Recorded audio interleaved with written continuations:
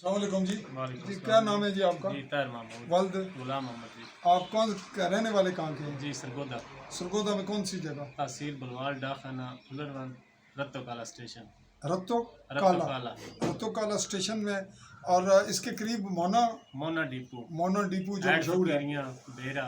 ये है। जी जी अच्छा, आप मीरपुर में जो आज़ाद कश्मीर में क्या करते हैं, कौन सी जी, जगह? सेल मैं नहीं करता हूँ, उधर रहता हूँ मीरपुर आज़ाद कश्मीर कमाल चौक में। खमाल चौक में रहते हैं। सेल्समैन किस कंपनी में है, किसके जी, साथ है? इंडस तम्बाकू कंपनी है, सिगरेट सेल करता हूँ। तो ये इनका ऑफिस कहाँ है? जी, इनका ऑफिस पेशावर में है। यहाँ पे यहाँ पे कमाल चौक ही है। तो वहाँ आप छोटे मुलाजिम हैं या बड़े हैं? छोटे मुलाजिम सेल मैन। सेल्समैन हैं।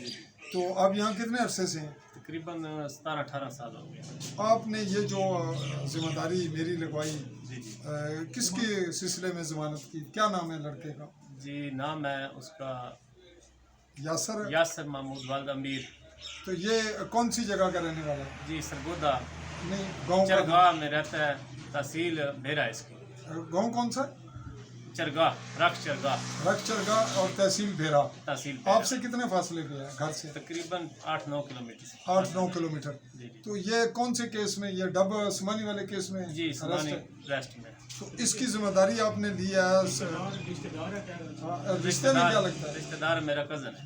आपका फर्स्ट सेकंड कजन है। फर्स्ट तो आपने आज क्या तारीख है जी?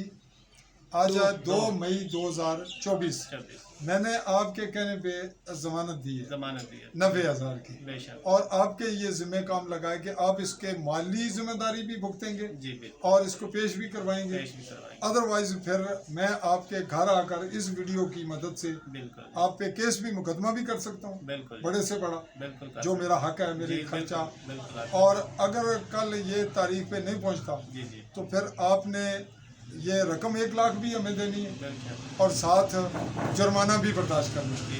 ये आपकी जिम्मेदारी है।